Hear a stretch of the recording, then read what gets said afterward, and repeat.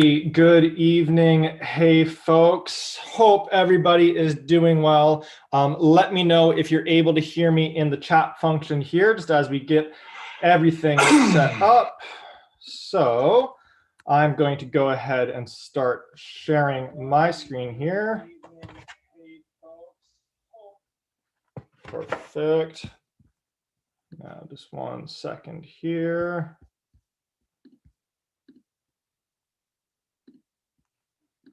Alrighty, so I have gone ahead and just started. I didn't hit the actual share screen button, so let me hit that one. There we go.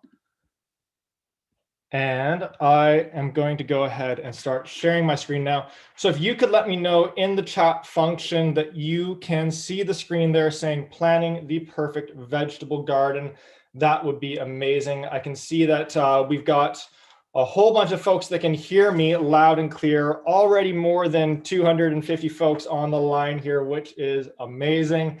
I think I have a feeling that we're all in the same boat where we're getting eager and excited for the season ahead here. Perfect. Hey, Bill. Hey, Kelly. Hey, Val. Kristen. Hey, really nice emailing with you today. Perfect. Well, it looks like everybody can see it there. I know we're already kind of a minute or two after the hour, so let's go ahead and let's start diving in here. And as you all know, I like to kick it off with a little bit of just housekeeping. And so the first piece is that any questions that you have over the course of our session here, please type those into the chat function. So where everybody has been mentioning that they can see my screen and they can hear me, please go ahead and add any questions that you have throughout the session in there, because I will be jumping in from time to answer a couple of those questions, as well as towards the end with some live Q&A. So just to make sure that everybody knows where the chat function is, it's been a moment since we've done a happy hour. I would love to know who is or how many happy hours you've been on. So if this is your first happy hour, let me know that this is your first happy hour in the chat function. If this is your second, third, or fourth, or fifth happy hour at this point, let me know as well. I'd love to know if we've got anybody that's been on one of these before. And so as we continue going through our housekeeping here, those of you that have been on a happy hour before, you know that this is the happy hour shirt. So I don't want this looking like, feeling like, sounding like a work meeting, a Zoom meeting, anything along those lines. So I got the happy hour shirt on for you. That means to get yourself a drink and a snack, whether that's a beer or a wine, cocktail, mocktail, water, tea, anything in between. Begin kicking back and relaxing. And the third and final piece, speaking of kicking back and relaxing, is to sit somewhere comfortable. So I really encourage you to sit somewhere else to where you work over the course of the week. One of the best ways of switching out of being in kind of our directed attention mindset is to move away from our place of work, where we can begin stepping into kind of attention restoration and beginning to feel kind of that rest and that relaxation, because this evening we are going to have a whole lot of fun here. All right, so I'm seeing a bunch of folks that are mentioning this, their second, their third, their fourth, and it's your first happy hour here. Trevor, it says first happy hour here. Awesome to have you all here with us. And so for those of you that I have not met before, I am Jordan from Mind and Soil. I'm the founder over here, and we're a gardening business based out of Squamish, BC, but we approach things a little bit differently in that we are entirely focused on hoping to connect individuals to mindful gardening. So tonight we're going to talk about how to grow some amazing produce and have a big, bountiful garden. But even above and beyond that, what I hope to connect each and every one of you to is just how peaceful, how calming, and how soothing and restorative gardening is. So those of you that are on kind of your third, fourth, fifth happy hour, you're on these last year, I bet that a big part of why you're looking forward to the gardening season ahead here is because of just how calming and restorative it is.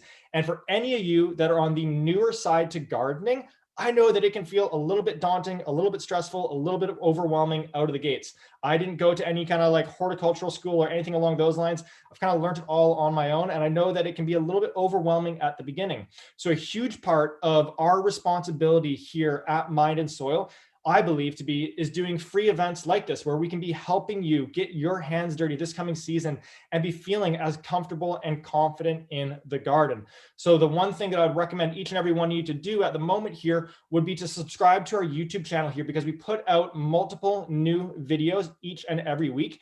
And the big thing is that if you have a question at any point throughout the season, you can type it in on any one of our videos and I answer each and every one of them. I literally start my morning by having a coffee on the couch and going through every single comment, every single message that we have and getting a response over to it. So any questions that you have, subscribe to our channel and then post those on any of our videos and you will hear back from me very, very quickly. Now, speaking of feeling comfortable and feeling confident in the garden, today we are, of course, talking about planning out that perfect garden for what you're working with, whether that's a patio, whether that's a backyard, whether you're in a rental or you own. I really want to help you have the perfect vegetable garden this coming season. And the plan that I'm going to be walking you through took this backyard, this blank canvas that we're looking at right now. I wish that it actually looked like this right now, but it's still completely covered in snow. But following this plan, it took it from looking like this to ultimately like this in the middle of the summer, where I was getting tons and tons of vegetables and fruits, to the extent that this was my kind of biggest and best harvest bounty yield ever, where this was just one of the many harvests and bounties that I got from it. So much so that if you look behind me here, right up there, this is just one of these section of canned pickles that I have from the cucumbers this past season that I'm still trying to work my way through. And again, that all came from following this plan that we're going to be going through today. So those of you that have been on happy hours before, you know the two words that I'm about to ask here. But if you are all set, all ready to begin diving in to our first of our 5 tips for planning out the perfect garden for this coming season, that dream garden that you want to have, go ahead, type into the chat function, let's grow. And we're going to begin diving in. And as we kind of see some of those messages come through here, I wanted to share this message that we just got earlier this week from an individual that grew with us this past week. So after attending several happy hours, I turned my bare patch of compacted soil and construction fill into a beautiful and productive vegetable and flower garden. My boys got to help me all the way from starting seeds inside in February to caring for them all summer long. We snacked on carrots and tomatoes still warm from the sun. We carried huge bowls of lettuce to all our neighbors to share, and we watched as our big fat pumpkins turned orange in time for Halloween. My daily routine of watering, tending to tomatoes vines, and checking on my veggie babies became a self-care ritual for me and something that I've been deeply missing since September. So this right here is this is everything that we want to be accomplishing at Mind and Soil and help each and every one of you have that amazing, perfect season this coming summer. And look in the chat there, I can see everybody saying there, let's grow, let's grow, let's grow. So let's dive in to our first of our 5 tips for planning the perfect garden. And that is to dream about the season ahead. And so I want us to actually just kind of slow down for a quick second here, because it's really easy as we get into January, we start feeling a little bit more warmth, a little bit more sun, to start a whole bunch of seeds and start doing a whole bunch of things in the garden. But that can actually, in some ways, create more problems if we do it a little bit too early. So let's hang tight on kind of doing anything necessarily in the garden and first begin with dreaming about the season ahead and potentially even setting a couple of goals. And so there's 2 questions that I like to ask when it comes to planning for the season ahead. And the first one is, what's my goal or objective for my garden? And I'd be really curious to hear in the chat function, with maybe even just 1 or 2 words, what your goal is for the season ahead. Is it bounty? Is it harvest? Is it learning something new? Is it growing a new particular plant? Is it the calming side, the restoration that comes with it? What is kind of the number 1 goal that you have for the season ahead from your garden? What are you hoping for it to bring to you? And as some of those responses kind of begin to work their way in there, I'm going to go ahead and share with you my goals for the upcoming season here.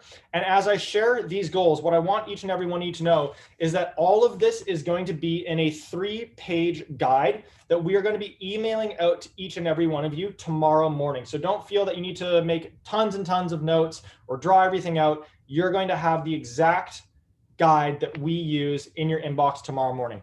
So for myself, and look at all these amazing answers coming through, to enjoy the the process. From Ava there, asparagus, amazing. Darlene, harvest. Shannon, I love that. Joy, Shannon has a beautiful sage plant growing indoors right now. Dolly, bounty there. Catherine, new tiny yard and learning what will grow. Catherine, I love that response and really focus on just experimenting and playing in that first season. I could tell you all kinds of stories of the things that I did wrong my first season at this house here in Squamish. And that's just part of learning a new space. Love these responses that are coming through. So for myself, my goal for this upcoming season is, there's two of them. And the first part is just purely restoration. This is the be all end all when it comes to gardening for me. It is where I go to recharge my batteries. And I truly, deeply know that I show up as my best version in all other facets of my life after I've spent some time in the garden. So I will never put kind of bounty produce harvest yield above restoration. That will always remain kind of my number one goal and objective. But with that being said, I can't believe that I'm about to share this because it's kind of wild, but I do have a actual goal on the bounty and the harvest side this coming season. So the goal that I have on in terms of bounty, harvest, and yield is that from July 1st, I want to eat from my garden every day of the year. So from July 1st, 2022 through to June 30th or 31st, I can't remember which one it is in that month, 2023, I want to eat from the garden every single day. I think this will be an amazing way for me to challenge myself as a gardener to continue to kind of grow and expand my gardening practice. And I've got no idea what to do. Like, I'm not sure what I'll do from a succession planting perspective. I'm not sure what I'll do through the winter time. I have no idea what I'm going to do when I take my first vacation in a couple of years here and how I'm going to be kind of preserving things to bring with me on that vacation. But this is going to be such a fun goal to be working through. I think I'm going to team up with the folks over at West Coast Seeds to bring it to life. So keep your eyes peeled for that. We'll have all those videos on our YouTube account because it really, like, I don't have a plan for it in terms of like what roadblocks I'll hit along the way. And I want to capture all that, the highs and the lows along the way. So you're going to want to write down your goals there. Now, the second piece that you want to be going through is kind of thinking through what are the vegetables that you love to eat. What vegetables do you want to have on your plate? And in the chat function here, maybe go ahead and type in one vegetable that you absolutely love to eat and are excited to be growing this coming season. What are the vegetables that you would be excited to have and ultimately be getting and working into dishes there? And likewise, I want to share a couple of mine with you. So some of the ones that I absolutely love, and I can see Kelly's got carrots there. Rob's got the loofah there. So for myself, some of the vegetables that I love to eat are kale. It just grows for so long. You get so many leaves. It's such an efficient plant. Basil, this is probably one of my favorite plants to be growing. And I've got tons and tons of preserved basil still in my freezer that I'm working through here. Tomatoes, who doesn't love a tomato, right? And then zucchinis as well is one that I really enjoy. All righty, look at that. So Carol's got potatoes, Colleen's got tomatoes there, Katie's got tomatoes, Sandy with kohlrabi, wonderful. Sandy, I just saw on Dan Barber, he's a chef. He did a really beautiful, cool kohlrabi. So maybe take a peek at his Instagram account at some point to see what he did there. For Jeanette, it's going to be peas. For Faith, carrots, amazing. So ultimately, I think that this is really important to keep in mind because what happens when we get into gardening season, we start seeing all the different seed packs that are out there. We want to start everything under the sun. And next thing you know, we've overcrowded our garden space for those vegetables that we truly love. So we want to focus on them first and foremost. And then as we get further into the season, and as we have maybe some pockets, some areas that we could fit a little bit more, is to then incorporate those other ones there. So focusing first on the vegetables that we love to eat. Once we spent a couple of minutes on that, we're able to now begin moving into step 2 of planning out that perfect garden. So the second step of planning our perfect garden is to draw out our space. Now, I don't need anybody to be doing this right now because, again, I am going to be sending through to you a guide tomorrow. And one of the best parts about it is that it has graph paper in it that you are going to be able to utilize to draw out your exact space. So let's go back to that very first picture that I showed you there. Now remember, I've got these kind of raised beds right down the middle of my garden. And I'm going to focus on these ones today just to kind of keep it a little bit more simple or straightforward. But again, any questions that you have over the course of the season, just drop them onto one of our videos and I'll get an answer to you and kind of work through that. You'll see some of my responses. They can get a little bit long-winded in there. So I need to take this garden that I have in my backyard and turn it onto that piece of paper. And with that graph paper, all that I do is, as you can see over here, is I divide it into 1 foot squares. And this is the beauty of using graph paper, is that we can assume each one of these lines represents 1 foot. So that's 1 foot across and 1 foot up. So that little block there equals 1 square foot, which in a couple of minutes you're going to see is going to allow us to use the square foot gardening method. So that bed that I have is 1, 2, 3, 4 feet across, and then 1, 2, 3, 4, 5, 6, 7, 8 feet going up. So that is a 4 foot by 8 foot raised bed.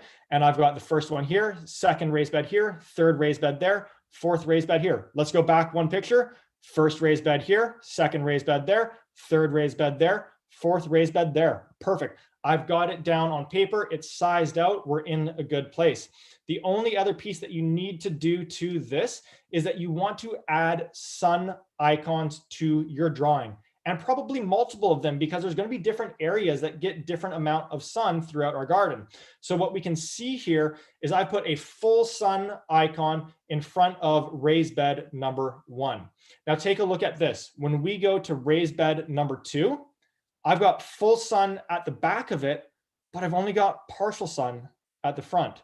Why is that? How come? What could be going on there? Well, when we look at my house or the backyard from a different angle, kind of from the back here, what we would see is that my house is right here. And so my house, it ends up creating a shade sail going across these beds like this, whereby the back of it, it doesn't get hit by that shade, but the front half, those do get hit by the shade. So for the individual who mentioned that they're in a new space, gardening there for the first time, a big recommendation that I would have for you is to really closely track the sun. And if you're gardening in a new space and you don't have raised beds set up, don't build them in year 1. Use grow bags, use containers, because what that will allow you to do is move them around throughout the yard, tracking the sun. And next thing you'll know, you'll see, hey, I haven't moved these vegetables in a week, a month, 6 weeks.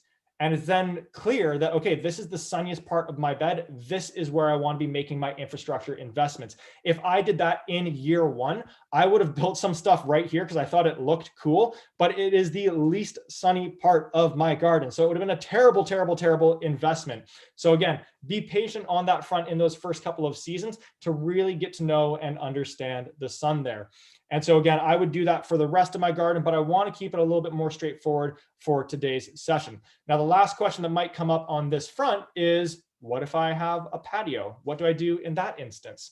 And so if you are a patio gardener, the way that you're going to just kind of quickly shift this and do it a little bit differently is first outline the entirety of your patio space. And so now you've got kind of the parameter marked out. The next thing that you do is you want to black out any areas where you've got some form of a structure that you can't move, such as a barbecue or maybe a table sitting in the middle, maybe an umbrella. And so those structures, we know we can't move them. We got to work around them. Everything else, it becomes open real estate for containers and grow bags. A 5-gallon grow bag is amazing because it's about 1 square foot. So you can put those anywhere and move them around through the summer. And so once you've blacked out those areas, you've got your workable space on that patio, and that is free game. Let's fill it up with vegetables. Let's get it all out there. Let's turn it into a jungle. We'll figure it out with the spouse later, but let's turn that into a working garden space. So that's how you would go about kind of just ever so slightly shifting this if you are growing in a patio. All right, I'm going to have a quick sip of water here as we dive into the third piece.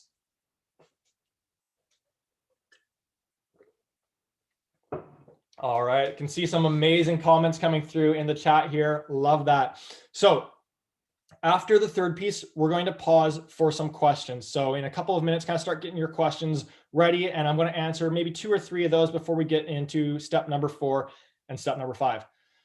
Now, step 3, this is probably the one area that at first glance will feel a little bit complex, maybe a little bit overwhelming. So I really, really want everybody to just kind of focus in for the next 2, 3, 4 minutes because we're going to now place the vegetables that we love to grow in that space. Again, we wrote out the vegetables that we love to eat and we've drawn out our space. Now we need to combine them together. We need to figure out how do we get those vegetables into the space. And again, it might feel a little bit complex at the very beginning, but I guarantee you that if we stick with it for just a few minutes here, it's all going to make really, really good sense.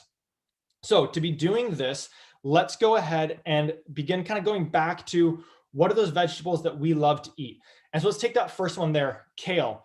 I want to have kale in my garden this coming season, but I've got no idea if it needs full sun, partial sun, how much space it needs, anything along those lines.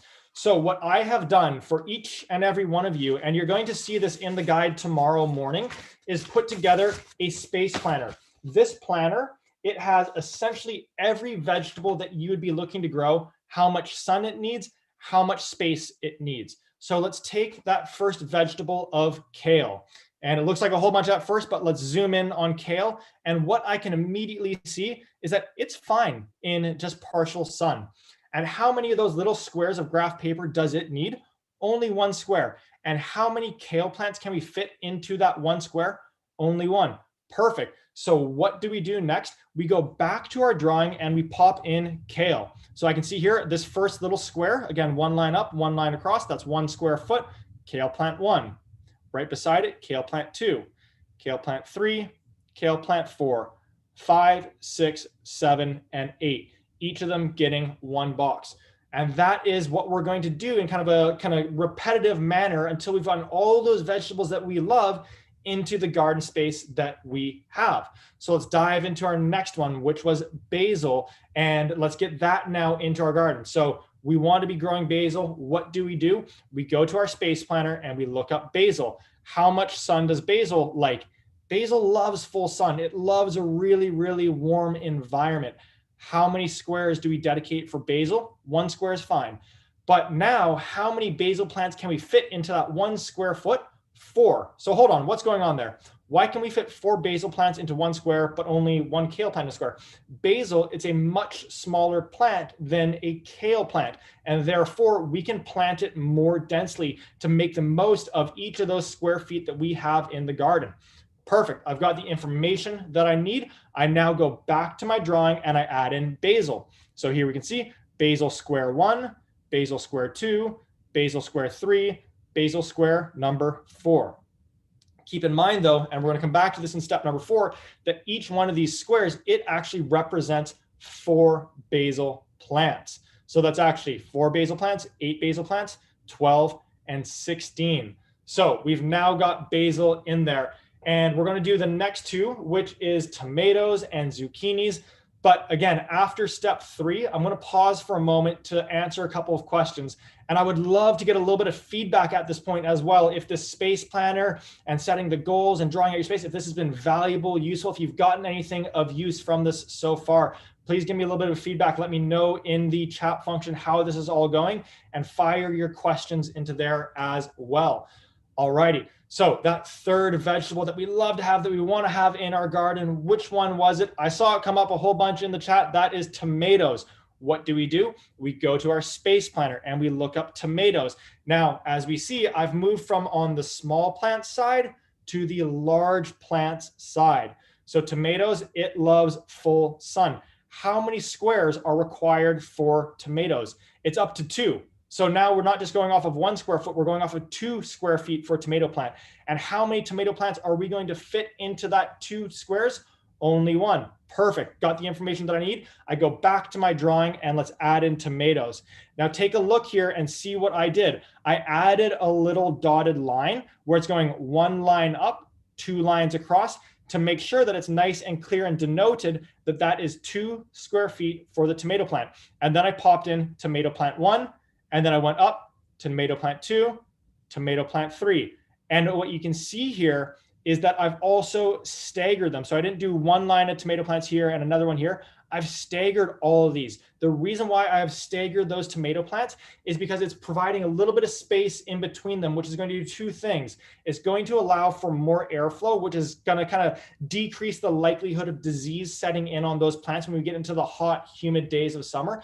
But on top of that, it's going to decrease the likelihood of little shade canopies occurring, because as soon as that happens, then the smaller plant, it's going to get shaded out and not grow as much. So if we have this one over here, now they both can grow really nice and really tall. So stagger your plants and give them those 2 square feet for tomatoes.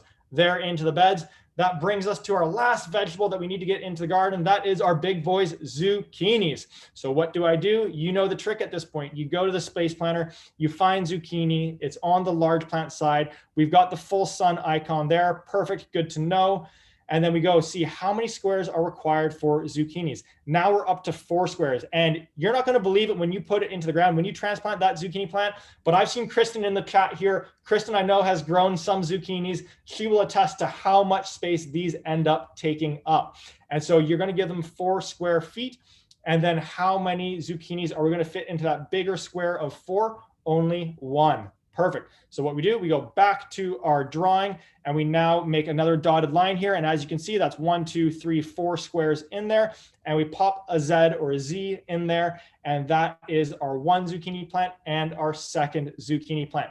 So if you're still with me, you have made it through the most complex part of this entire presentation. You are in a great position for the season ahead here. What I want to do is just kind of hop over to the chat function here, maybe answer 2 or 3 questions.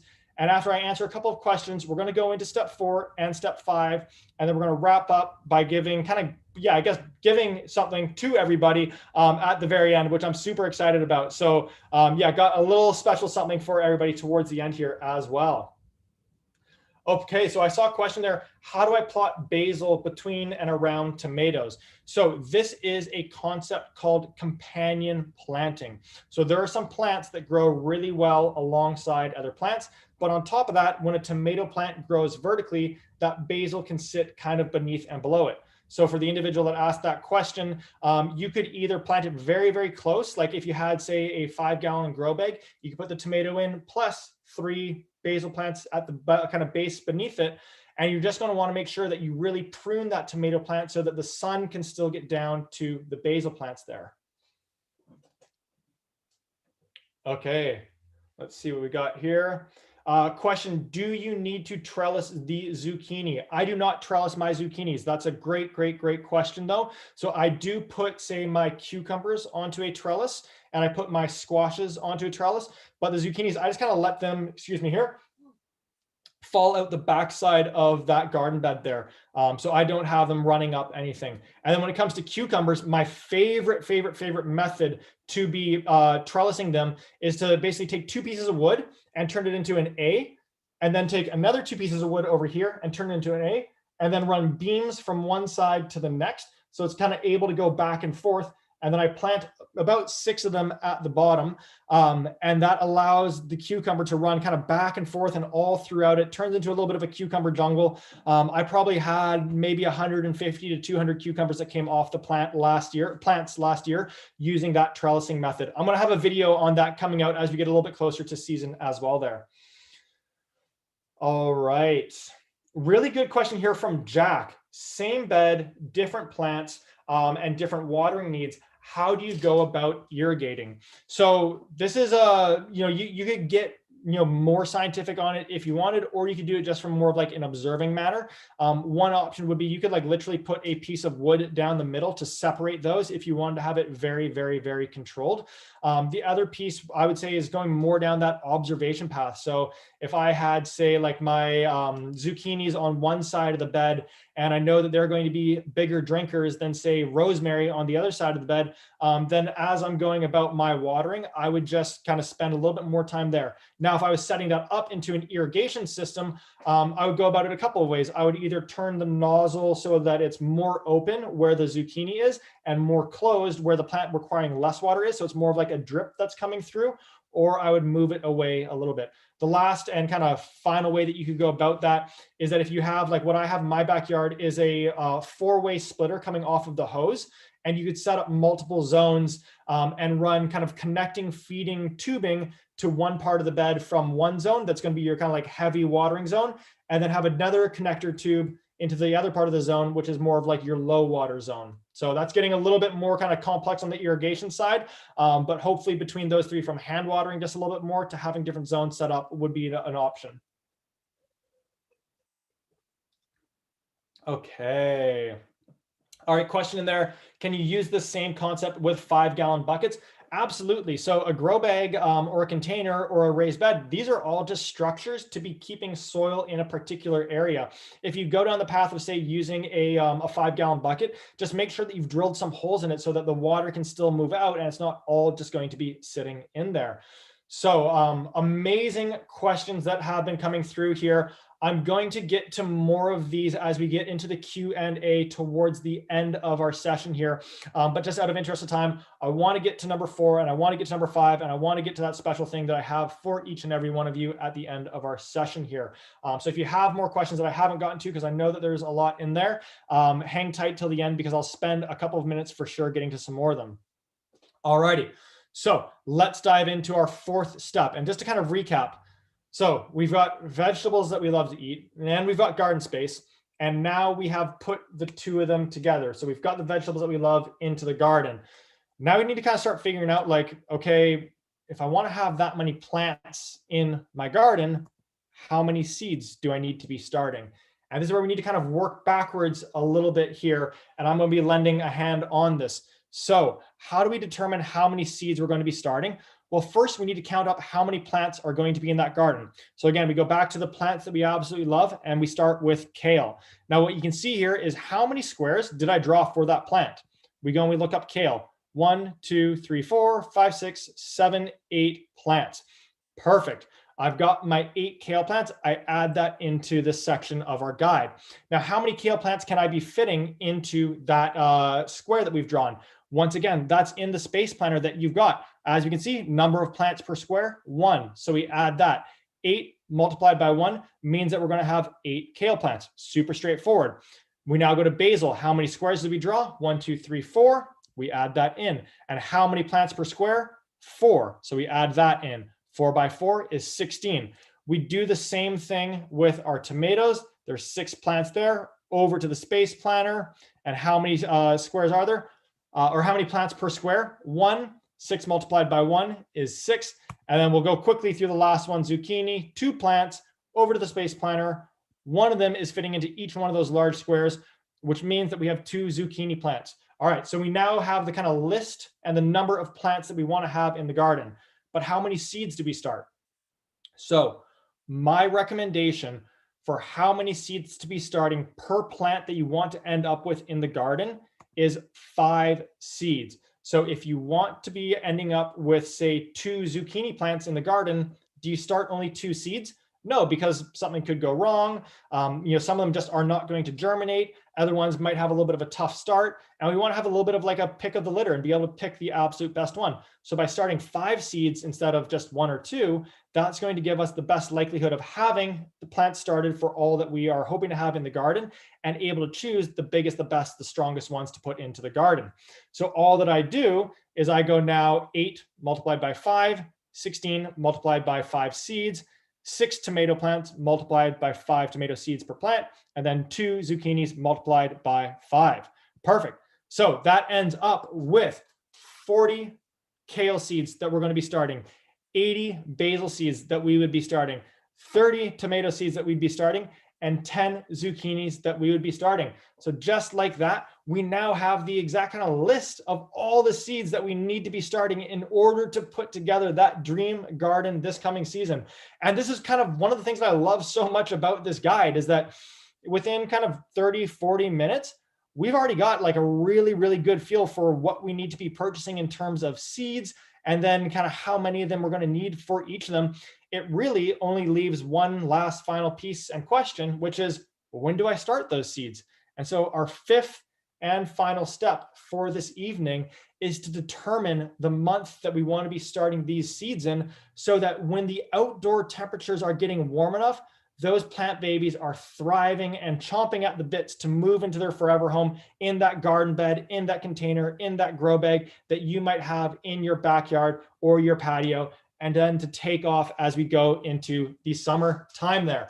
So How do we go about determining when we would be starting those seeds? It's really, really straightforward, really, really simple. All that we need to do is we open up our computer and you're going to want to search your city name and growing zone. So I would go ahead and I would look up Squamish growing zone. Perfect. And what that's going to pull back for you, depending on where you live, is the kind of zone, what it's called, that you are growing in. So for myself, that is 7B. Now, say our friends that are over in Edmonton and over in Calgary, they're going to be in a cooler climate. They might not be able to move things outdoors quite as early. And so they're going to be in a lower growing zone. And then our friends down in California, they could be growing things right now. They are going to be in a higher growing zone. So it's really important to understand and know what your growing zone is in order to be starting your seeds at the right time. Once we have determined this, the next thing that we do is we just look up our growing zone and the words planting chart. So as you can see here, I looked up growing zone 7B planting chart. And what that does is that takes me then to something like this from West Coast Seeds here, where it's got all of the different vegetables that you would be growing. And what we can see here is when we would be starting them indoors and when we would be going about direct sowing them. So say artichokes, those we start super, super early on in January and in February. And then say something like broccoli, those we do closer to March as a starting indoors opposed to direct sowing. And so what you're going to do to finish off on things here is you're simply going to go about looking through that planting chart that you found from that Google result. West Coast Seeds, again, has amazing ones for all across Canada. And you're going to just jot down the month that they start in the guide that we are going to be sending over to each and every one of you. So now within an hour, I know that I am going to be starting my kale, my basil, my tomatoes, all in March. And then those zucchinis, they take off in a hurry there. So I'm gonna be starting those ones in April. And just like that, I've got my plan really in place for the season ahead here. So folks, I'd love a little bit of feedback in the chat function. I'd love to hear just what's been kind of most valuable of kind of each and every one of those steps that we've gone through so far. And what are the areas or pieces that you've learned over the course of today's session. And as you kind of fire in some of those, again, this was the process that I went through last year to ultimately end up with vegetables and vegetables and vegetables all over the place. So I really, really, really hope that this has been helpful and useful with kind of kickstarting that planning for the season ahead and getting some initial thoughts and dreams in place for this upcoming season. Perfect. And I can see that yeah, Lady there, amazing. Thank you so much for the feedback there, Lady Slipper. Love that.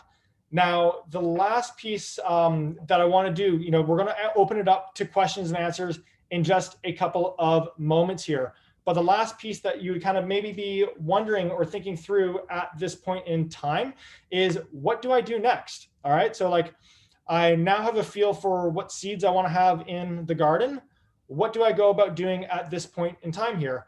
Now, as I mentioned a couple minutes ago, it's still like there's lots of snow outside where I live. It's pretty cold. There's not too much that we can be doing in the garden just yet. And I can see so many amazing comments coming through here of the areas, the organization of it for Faith.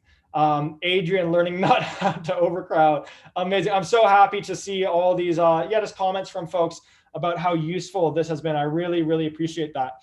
So coming back to what to be doing next, I can already see on a couple of the websites like West Coast Seeds and Vessies that they're already kind of at 7 to 21 days in terms of shipping their products out. So the big encouragement that I would have for you is at this point to begin buying your seeds that you want to be starting for the season ahead, so you can get that order so that you're going to be getting them in February at some point.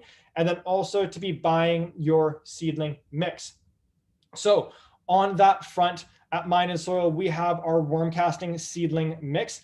And for all of you that have attended here, we're going to do something pretty special, which is we are going to pay for your shipping to get it out to you.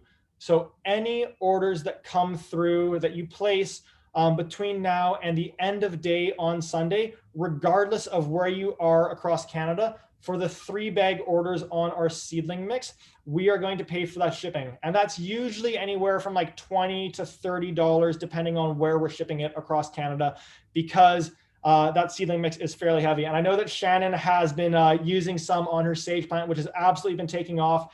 And this is something that like, it works pretty darn well. So our friends at West Coast Seeds, they were actually trialing it last season against kind of like the premium on the market thing that you would find in stores, and take a look at how it performed. So this is the Mind and Soil worm casting seedling mix that I just mentioned to you, compared to what you would find in a store. And you can just see how much bigger, how much more lush those plants are. And then another individual, Ashley, in our community, she right now is doing an experiment comparing tomatoes side by side. How do tomato seeds start and grow in Mind and Soil versus just your standard like store-bought mix that you would be probably most likely to come across in a store? Take a look at this. This is literally this morning that she sent this to me. This is the sterile mix that she bought from a store that she's trialing it in. And this is in our worm casting seedling mix. And we can see just how much larger they are already growing a couple weeks into their life. So if you do want to get your hands on one of those 3-bag orders, get that free shipping, the link to order is in the description of this video. So right below where you see me talking, there should be an option that says worm casting seedling mix. All that you have to do is click on that link, and then that's going to automatically apply the free shipping discount onto your order for that 3-bag option. So keep your eyes peeled for that. Now, if there is anybody out there that is, not quite sure which grow light to be going with and is starting seeds for the first time, not really sure how to be going about it, I am so excited for those individuals, because this year we have put together our seed starting kit. And with this, you're not only getting free shipping, you're also getting a free one-on-one consultation with me. So our virtual consults, which I do, they're about $99 on our website. We're going to include one of those for all orders on our seed starting kit that come through before the end of day on Sunday. And this is kind of like the culmination of everything that I've learned when it comes to starting seeds over the last 3-4 years. It's got my favorite grow light. It's got our worm casting seedling mix. It's got my favorite seeds from West Coast Seeds. It's got a turkey baster for watering, which is my favorite watering tool, seed cells, and a tray. So everything that you need to be starting your seeds is going to show up on your doorstep at your house. And then you and I are also going to have that consult to make sure that you're all set for the season ahead.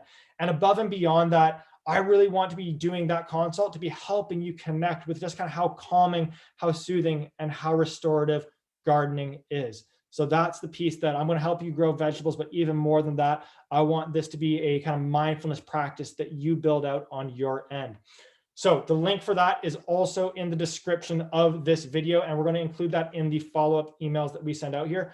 But folks, that is everything that I wanted to cover off on this evening to kick off the season. So I would now love to open it up for any questions that anybody might have. I'm going to answer kind of 3, 4, 5 of them. But once again, any questions you have later today, tomorrow, through the weekend, as we get into the season, just leave those on one of the videos on YouTube. Subscribe to the channel.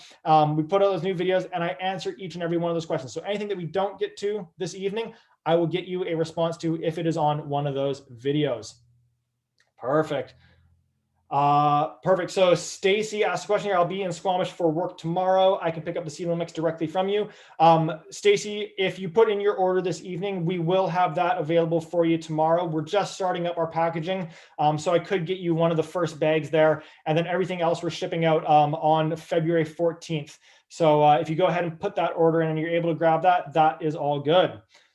Great question from Kenji here. Will the worm castings I bought last year be good to use this year? Yes, absolutely. So they've done some studies on worm castings where kind of the nutritional microbial value in them, it remains for about kind of 3 to 4 years. So I'd absolutely put it to use, because it's going to help your plants a whole lot more when it's in the garden than when it's in the bag in the garage. So get that worm castings to use there. All right. Yaling, thank you so much for those words there. Rayanne, thank you so much. Rayanne and I, we met last year. I was fortunate to drop some of her worm casting seedling mix off for her at her house, took a look around, and I remember she wasn't too happy with the previous season, but my goodness, did she ever have an amazing crop, an amazing year last season. So Rayanne, great to see you there. All right. From Laura there, do determinate tomatoes need 4 squares? Laura, I would probably go with 2 squares on that front. And this is a really great question. So I think that if you were to go and Google square foot gardening and look up how much space they give to tomatoes in their guide, I think it's less than me. I think they give 1 square for a tomato plant. And as you saw, I like to give 2. And this is like absolutely not like a right or a wrong, but rather think of it as a guide. So Laura, maybe you plant one determinant really, really tight with a whole bunch of other things. And then maybe a couple feet over, you give one with, 2, 3, 4 squares just to see how is it growing relative to the other ones. One of the kind of best mentalities that I can share with each and every one of you is that I'm not a gardening expert, but I've developed some amount of expertise. Okay, so how do we get to gardening expertise? Well, let's think about those first 5 letters, EXPERT. All right, well, or EXPER. We get expertise from experience, but we could have, useful experience or not useful experience. So how do we have useful experience? That's by running experiments. So always be experimenting and playing around in your garden and focus on that, because from that, you're going to develop experience. You're going to become an experienced gardener. You're going to start understanding what works, what doesn't work. As you develop more and more experience, that's where you'll develop expertise and ultimately become a gardening expert. So always, always, always be leaning into as many experiments as you can, and your gardening game will go through the roof there. Perfect. Laura, I did 1 square last year and it was a mess. Love it.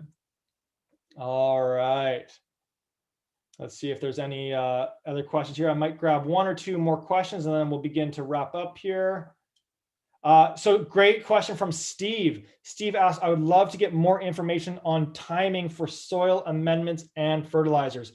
Steve, we got you. Don't worry. Now we are going to have a happy hour. It's probably going to be in March, which is all going to be around prepping your garden, your soil for the season ahead. So the next happy hour that we're going to have coming up is all going to be focused on how to be starting your seeds.